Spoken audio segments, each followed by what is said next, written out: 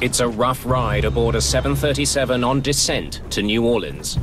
We're getting tumbled around pretty good.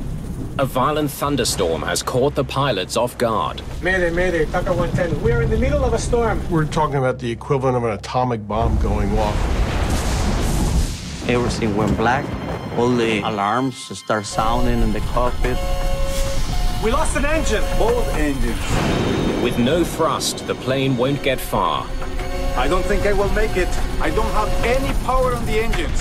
38 passengers suddenly face a terrifying prospect. They will crash in minutes. Look, that's where we're going to go in. You got it, my friend. Unless the crew of TACA Flight 110 can perform one of the greatest feats in the history of commercial aviation. All right. Mayday, mayday.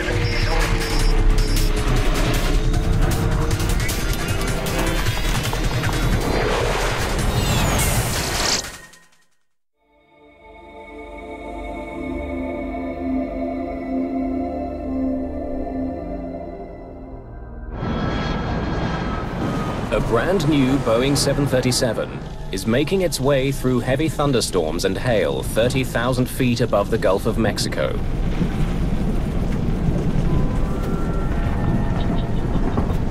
Vamos a tener mal tiempo por un buen rato. TACA Airlines is a small family-owned operation based in El Salvador. TACA Flight 110 left Belize City less than 2 hours ago, bound for New Orleans. Among the 38 passengers, Gracias. no one is more eager to arrive in the U.S. than Lee Burmeister. I'd been down to Costa Rica for about a month, and my appendix ruptured and had surgery in a small little village. It was a scary time. I was really ready to get home. The heavy weather the crew is now coping with is a big change from earlier in the flight. I remember that it was a very sunny day when we left Belize. Everything was going well. Todo iba bien. It was just like that. It was pretty, and then all of a sudden it was the blackest sky I've ever seen in the afternoon. They're flying over the Gulf of Mexico in May. At this time of year, the weather is unpredictable. Violent storms can form in a matter of minutes. Thunderstorms have all types of hazards in them, from the heavy rain, hail, lightning, microburst, wind shear, severe icing. We're talking about the equivalent of an atomic bomb going off. A tremendous amount of energy. To avoid dangerous storms, the crew tracks the weather with onboard radar. But the technology has limitations. Airborne weather radar typically operates in an X band, which is a certain wavelength and has limited power. As a matter of fact, hail is not picked up on airborne radar. So we will sometimes get hail blowing off a storm, and yet it'll only show up as green or yellow in front of us on the weather radar, not as the heart of a red thunderstorm. And unfortunately, this is one of the reasons we have to try to stay as far away from thunderstorms as we can. Captain Carlos Dardanau was born to fly. At just 29, he is the third generation in a family of pilots. Anti-ice on. Since I was a little child, I remember that I was dreaming on being a pilot and being around airplanes all the time. Captain Dardanau has had to overcome tremendous obstacles to earn his wings. 6 years earlier, in 1982, he was flying for a small general aviation company. I was doing a little air taxi business around the country. El Salvador was consumed by a civil war, and Dardanau found himself caught in the crossfire. At a little grass runway airport, I was shot by guerrillas in the face. Badly wounded, he managed to fly his passengers to safety. We just take off, and I stayed really low between trees, and I flew 20 minutes back to the main airport. The brush with death cost him his left eye. I was shot over here, the bullet went through. But Dardanot did not give up on his dream. Despite his impaired vision, he went on to become a certified commercial pilot. TACA 110 runway 28, final approach course, continue inbound. Descend at pilot's discretion, maintain 4,000. Thank you, sir. TACA 110, 4,000. First Officer Dionisio Lopez has more than 12,000 flight hours. He and Dardanot have flown together many times. Captain Arturo Soleil is a flight instructor with TACA Airlines. He's on board today to observe the performance of this new plane. A 737-300 series, the jet was delivered to TACA Airlines just 2 weeks ago. This hill is going to scratch the paint. We were really worried about the paint coming off the airplane because this is a brand new airplane in the company. The 300 is the latest in the world's most successful line of twin-engine passenger jets. It's more aerodynamic than its predecessor. It also features a new state-of-the-art engine design. When you pick up a new jetliner worth millions and millions and fly it home with a brand new paint job and everything is nice and new, it's not just a thrill for the crew, it's a thrill for the airline too, especially a smaller one like TACA. This was a big, big deal. 50 kilometers from the New Orleans airport, the plane begins its final descent. It feels like you hit a wall. There was severe turbulence in the cockpit with a lot of noise, with ice hitting the airplane. Por favor, permanezca sentado con el cinturón de seguridad puesto. It was awful. Lots of lightning, and the plane was having a pretty rough trip. We were getting tumbled around pretty good.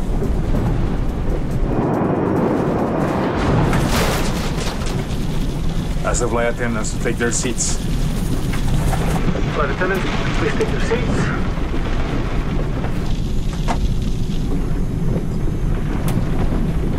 Suddenly, less than 17,000 feet from the ground, the flight becomes all the more terrifying. It was very strange because it had never happened to me before. The lights had never gone off during turbulence. Everything went black. All the alarms start sounding in the cockpit. All the instruments went out. So I hit the throttles a couple of times, trying to just go to basics, control the airplane. We lost power on the engines. Then I find out that we didn't have any power. I've got nothing. The plane has enough speed to glide, but not for long. It will rapidly lose altitude as it does. No power also means no electricity for all of the onboard systems. In the New Orleans control tower, Flight 110 disappears from radar. TACA 110, approach, say altitude. TACA 110, this is New Orleans approach control. How do you hear? Without power, communication with the plane is now impossible.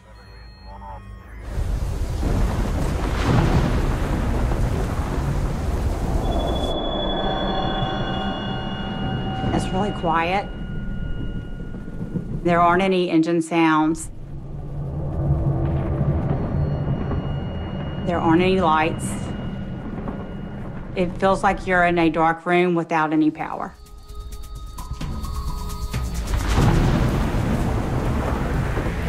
In less than a minute, the 737 drops almost 1,000 feet. It continues to fall. We are dropping at 1,500 feet per minute. And without power, there is no way to restart the engines. Well, we knew we didn't have much time to try to find out where to land or what kind of emergency landing we're going to have, or that we're going to have the engine started again. The altimeter and attitude indicator have backup battery power. Nothing else is working. The DFU started.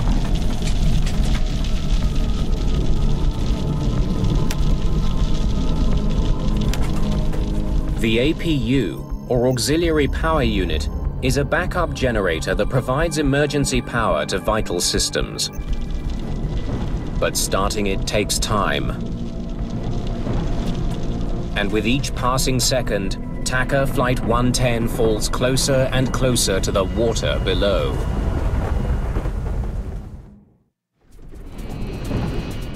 It was very quiet. You could hear the hail hitting the plane. I was thinking that this was it, that it's going down, and this is my last day. Lovers, watch the gauges. Without power to the engines, the state-of-the-art jetliner has become a 43-ton glider. We were wondering if we can get the APU going really fast. You know, you're gliding down in the middle of the thunderstorm, trying to get the power going.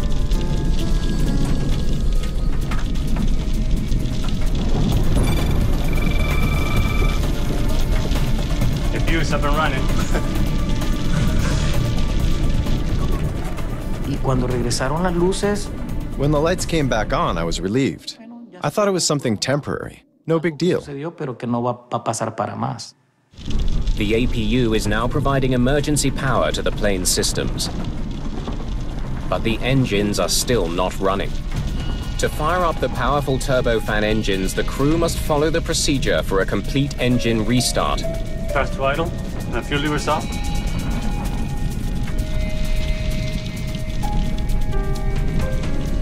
The APU can generate the power to restart the engines, but it takes time. It takes like 30 seconds or so, but it feels like your life.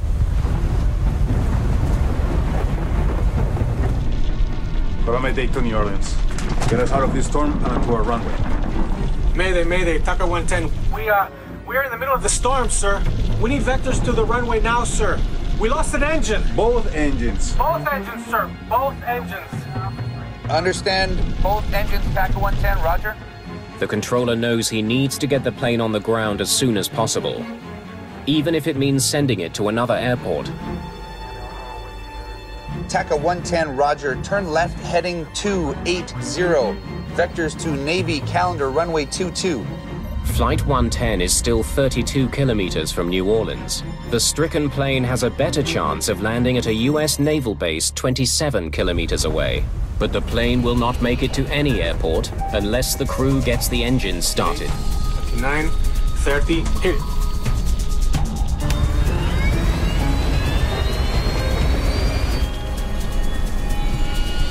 Only 5,000 feet from the ground, the left engine ignites.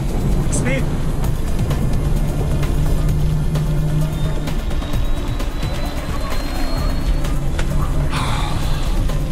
Okay, good job. Start working on the other one. The plane can fly with only one engine, but both engines would be safer, especially in bad weather. Request a vector back to New Orleans. Okay, we have one engine back on. Request vectors to New Orleans. TACA 110, Wilco, fly heading 290. Vector around the thunderstorms to your right. Meanwhile, Captain Soleil is taking the steps to fire up the second engine. Here comes the other one. And here comes the other one.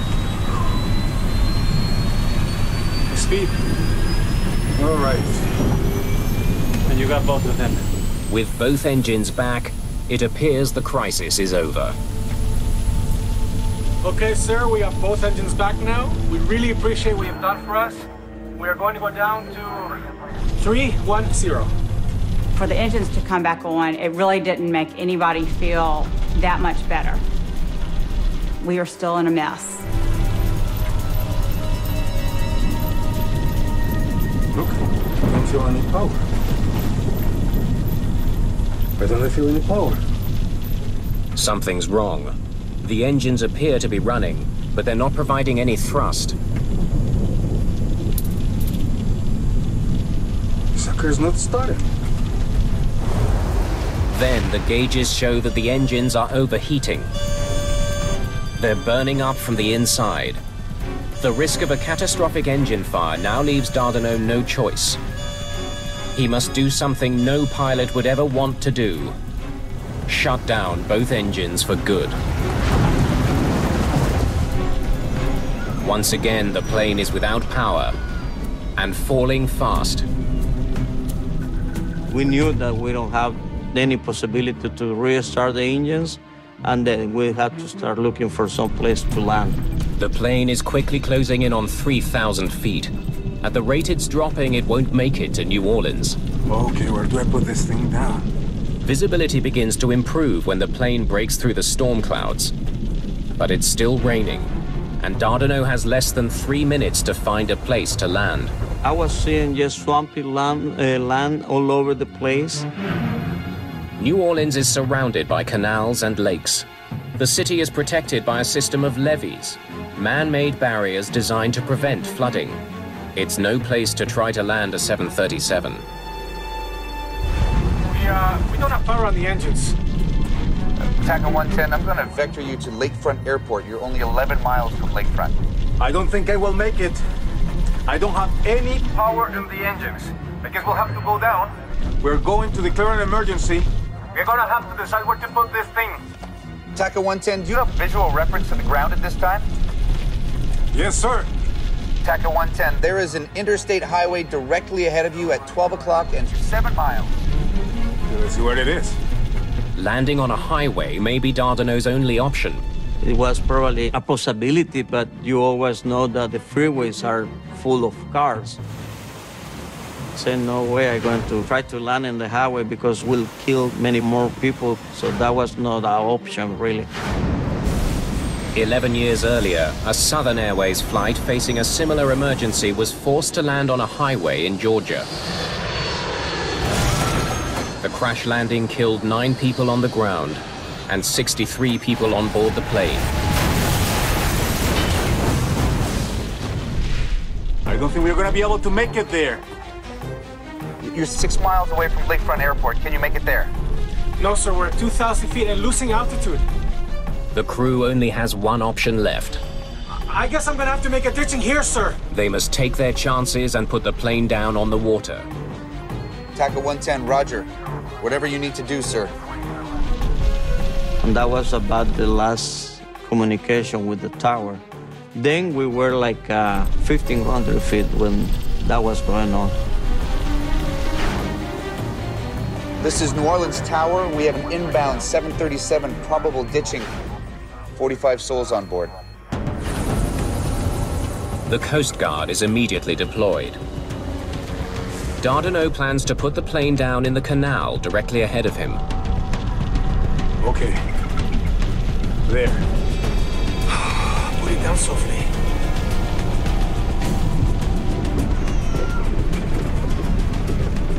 It was kind of the feeling of everyone on the plane that we weren't going to get out of this.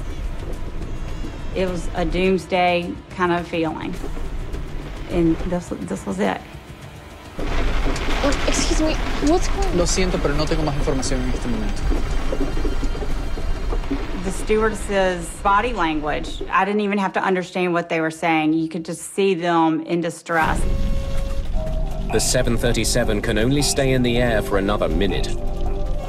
As Dardanelle looks for a safe stretch of canal to drop the plane in, another option appears. Look at that one over there.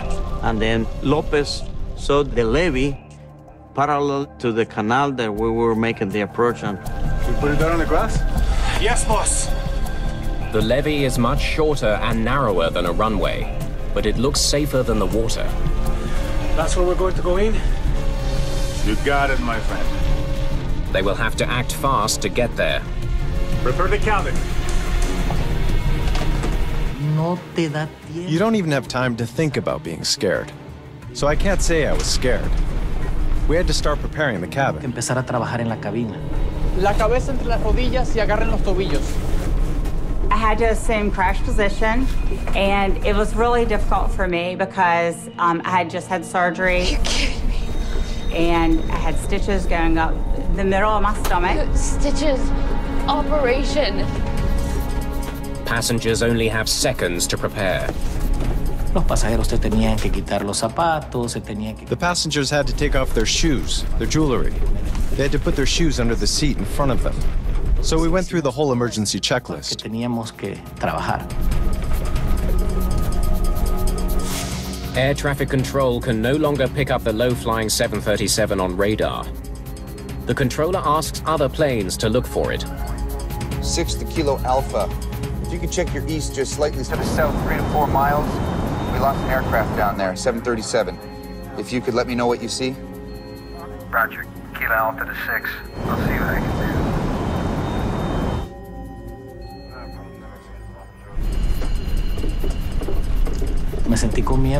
I felt scared when I got back to my seat. That's the moment when I really got scared.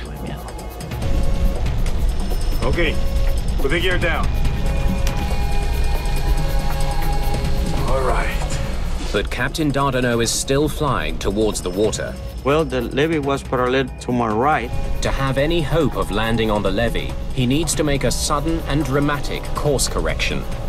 That requires a risky maneuver known as a side slip. So we just had to do a little bit side slip to get into position to make a perfect landing. It's a move meant for small planes and gliders, not a 43-ton Boeing 737. But it's a risk he has to take.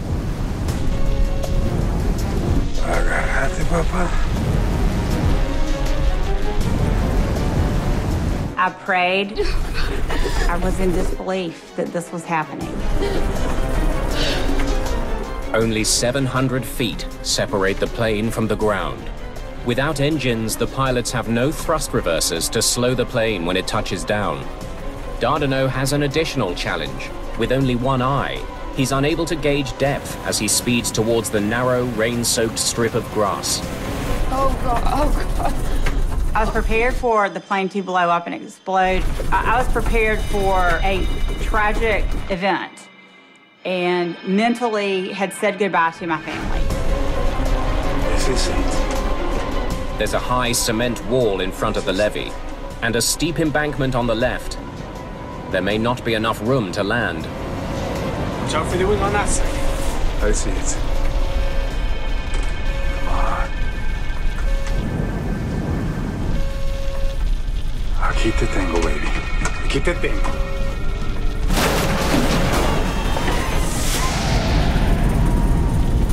We touched down with one wheel and the other one. Was it a hard landing? Yes. If the seatbelt snapped, we would have flown through the plane, for sure. On the soggy grass, the plane is in danger of skidding off the levee into the water. I was trying just to control the airplane, not to hit the brakes and not to lose the airplane at the last minute, you know. The spoilers were out. So we were just thinking, okay, we make it, we make it, we make it.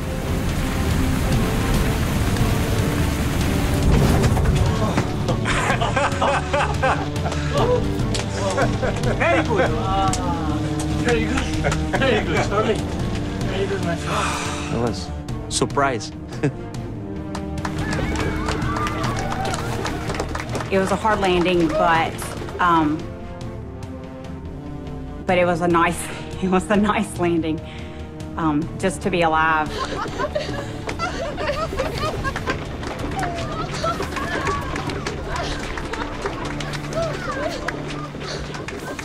El aterrizaje fue espectacular. El avión. The landing was spectacular. The plane landed so smoothly. There wasn't even a bit of turbulence. No hubo ninguna ni media turbulencia. A perfect landing. Perfecto. And that was, I think, the most beautiful landing that I ever made. When I looked out my window, there was no fire.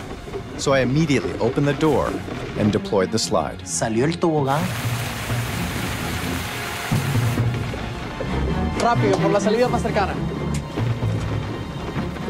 They told us to get off the plane, that the plane was going to blow up. The New Orleans controller has no idea what has become of TACA Flight 110. Another aircraft relays the news to the tower. Kilo Alpha to 6. Everything looks okay. Looks like you did a pretty good job. They made it. You're not going to believe where they are.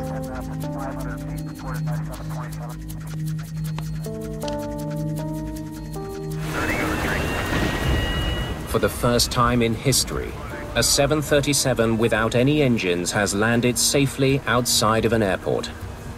Now investigators must find out why the sophisticated engines on a brand new jetliner failed in mid-flight. Pilots call this a dead stick landing, a landing with no engines. As it turns out, TACA 110 has landed on NASA property. This is the Michoud facility, where they manufacture parts for the space shuttle. The evacuation was quick. We got out of the plane quickly. We slid down the chutes. I got to the top of the levee, and there were some nurses that were on the plane, and they looked at my stitches and everything. No major injuries, just one person that had an operation, but she's okay. Where were you headed? To New Orleans. And soon after, an ambulance came, put me on a stretcher, and took me to the hospital. You have to thank God. That's right. Yes. And also our captain, because he kept me calm. That's right. I'm going to talk to the captain.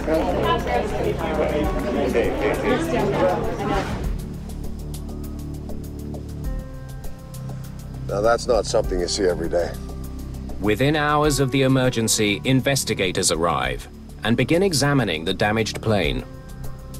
To end up with a jetliner sitting on a levee, having landed there, being perfectly intact, is almost an unbelievable sight. It's beyond incredible. There's a couple of questions for you, but first thing I'd like to say is, nice landing. So, tell me, when did the engine trouble start? Investigators meet with the crew right away. They want to know exactly what was happening when the engines flamed out. We were descending through 16.5 when both our engines flamed out at the same time. That both of them coming apart at the same time is an infinitesimal possibility. This plane was powered by one of the most advanced and widely used jet engines on Earth, the CFM56. It powers not only the Boeing 737, but Airbus and military planes as well.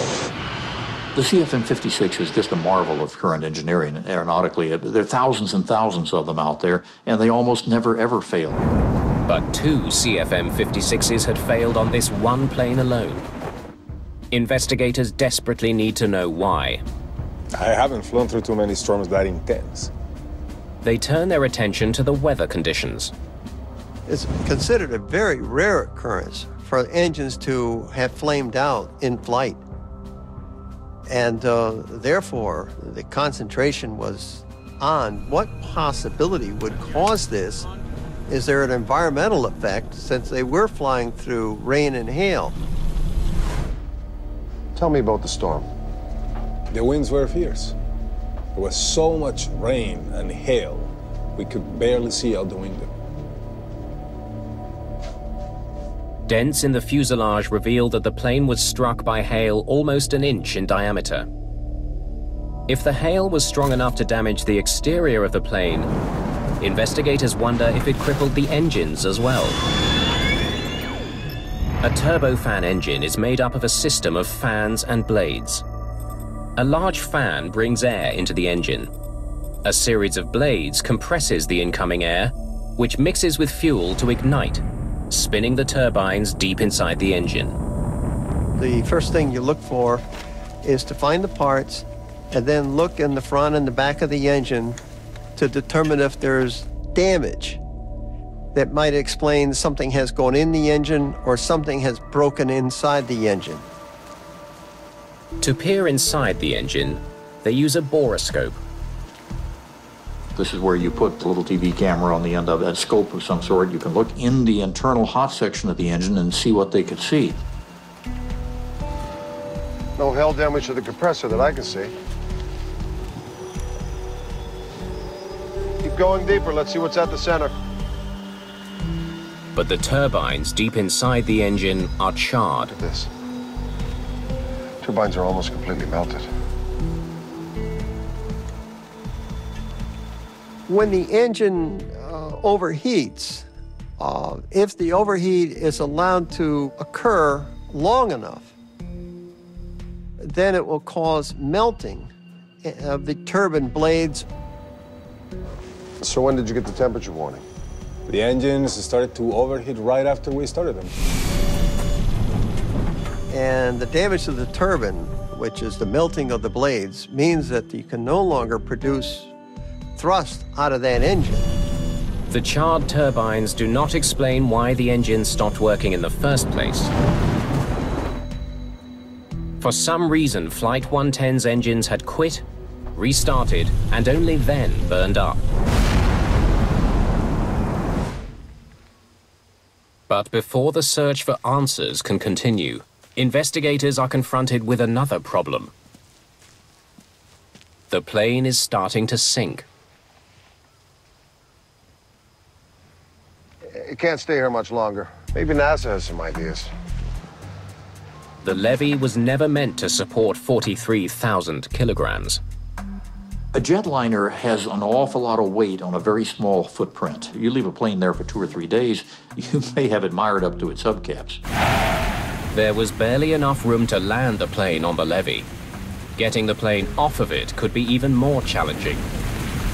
You've got really 3 ways to get this airplane out of there. One is to fly it out, secondly, to disassemble it, or third, put it on a barge. But it's not as easy as it sounds. Disassembling the plane could cause more damage. Do you think we can fly it off? The decision is made. They'll attempt to take off and fly the plane to New Orleans. The very first problem of getting the airplane ready to fly was getting the engines to the point of reliability, which meant they had to replace the right engine. It was just cooked. It was too far gone. The left engine was probably going to need to be overhauled, but they could fly it out with that. After replacing the right engine, they bring in test pilots to get the plane off the ground and to the airport 24 kilometers away in New Orleans. It's a good, safe operation that we're doing here today. We can accelerate up to virtually to takeoff speed, and then if we decided to stop, why, we could stop the airplane.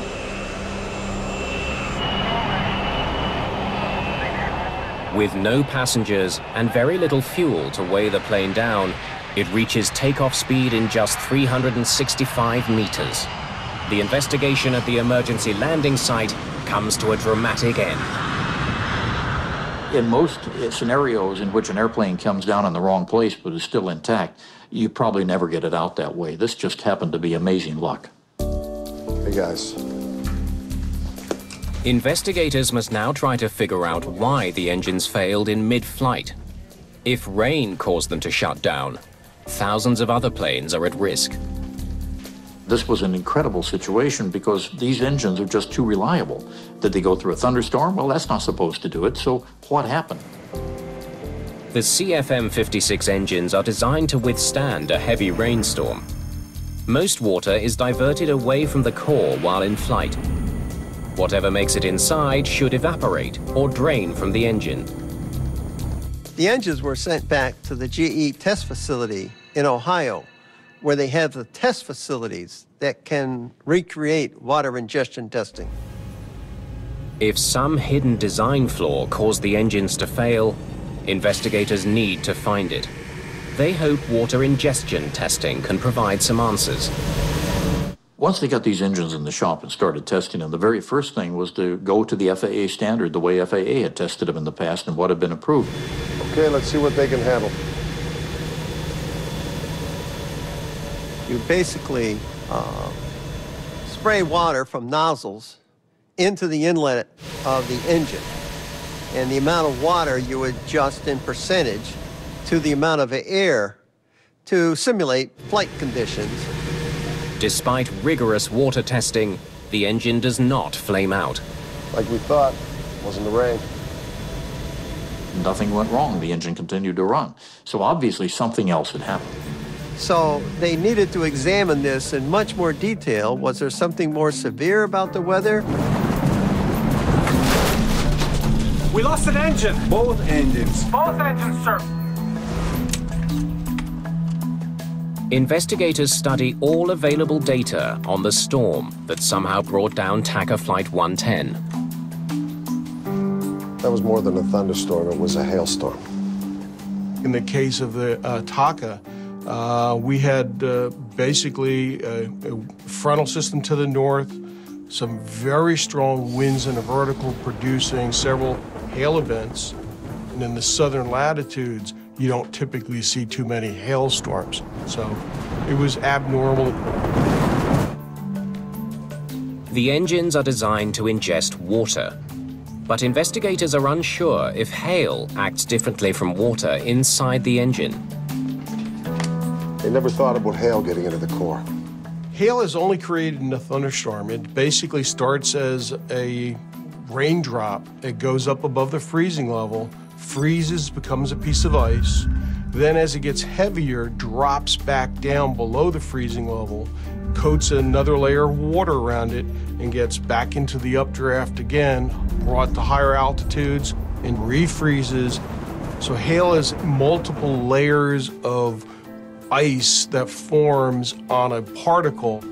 Investigators learned that the engines were designed to withstand the impact from hailstones of a certain size. The FAA standards called for a mixture of hail sizes of 1-inch and 2-inch diameter balls. Some of the hail TACA 110 encountered was smaller than that. Those smaller pieces of hail could make their way through the fan and compressor blades, accumulating deep inside the engine, where they would melt. Hail was considered to not be a factor in the center core, but if it had been, what would it look like? Investigators calculate the amount of hail that could have entered the engine core. They then estimate the volume of water the melting ice would have produced. That's substantially more water. Investigators want to know if this excess water overwhelmed the engines and caused the failure. Okay, let's try more water and see what happens. They perform another water ingestion test, this time adding even more water to account for the hail inside the engines. So if they used enough water to emulate that, maybe they could make it fail. Well, they tried using a high speed on the engine, and still it wouldn't fail.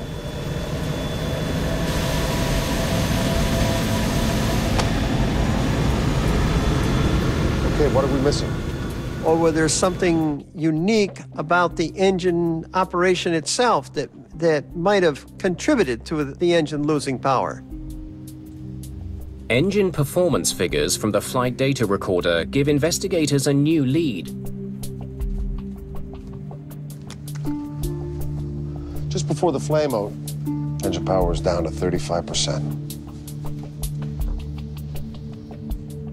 TACA 110 runway 28, final approach course, continue inbound, descend at pilot discretion, maintain 4,000. Thank you, sir. TACA 410, 4,000. They had just started their descent. Thank you, sir. TACA 110, 4,000. As the plane began its final approach to New Orleans, the engines automatically reduced power to slow down for their descent. At a lower power setting, the engines may not have been able to handle as much water.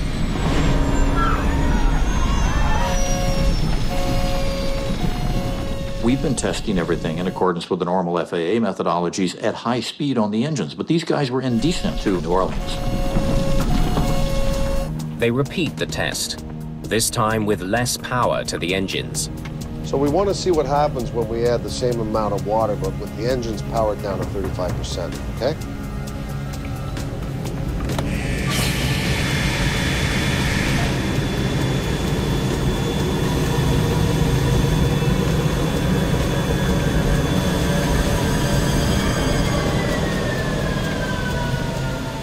The big aha moment was when they realized that it was the speed of the engine that was managing to get the engine through the ingestion of as much water as they could throw at it, and presumably as much hail. But when the engine went down to idle, that's when they managed to find the key. That's when the engine couldn't handle it. Well, now we know what happened. Bad timing. And that test gave a completely different result. Investigators have discovered why the engines flamed out. It showed something that no one understood at the time, because in all the testing and all the logic that had gone into it, they hadn't taken into account the slow speeds on the engine on descent. At the lower speeds, the hail, having a significant velocity and momentum, can actually see an opening between the fan blades. And it's able to get through the fan blades and directly into the core. The engines filled with hail and water and flamed out. For investigators, only one mystery remains. Look, don't feel any power. What went wrong after the TACA crew restarted their engines? The sucker's not started. Why did they overheat and fail?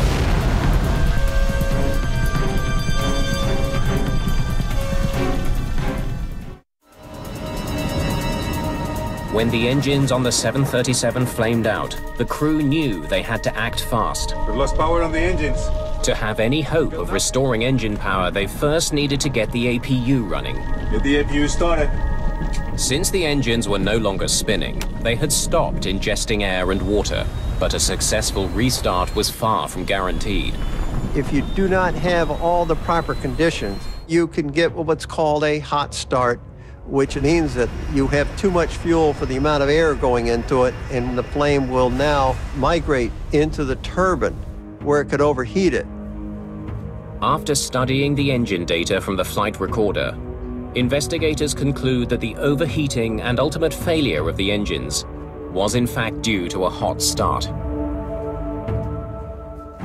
Mayday, mayday, TACA 110. We lost an engine. Both engines. Both engines, sir. Both engines.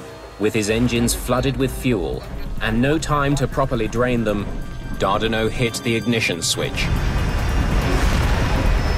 If you didn't get all the timing correctly, then this is what's going to happen. You're going to get a hot start.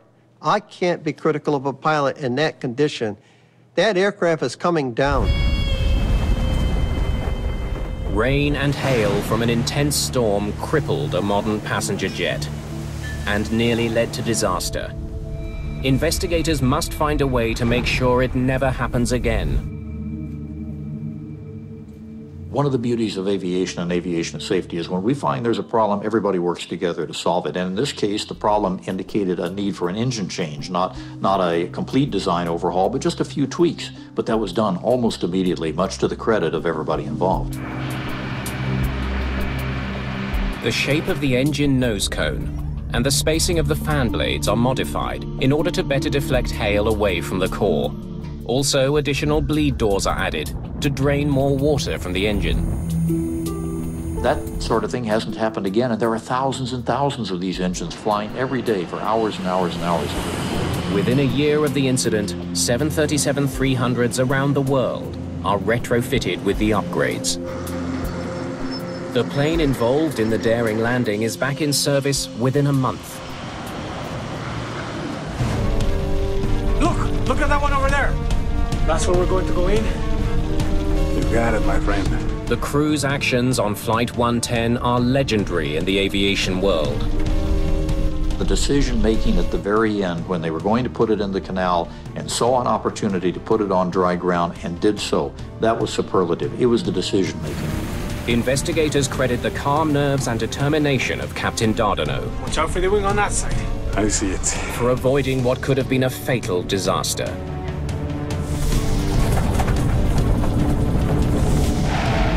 Captain Carlos Dardanot is dubbed a hero in the media. Passengers that day were overjoyed. Dardanot and his crew kept the calm, and because of that, 45 people who rode that plane are alive today.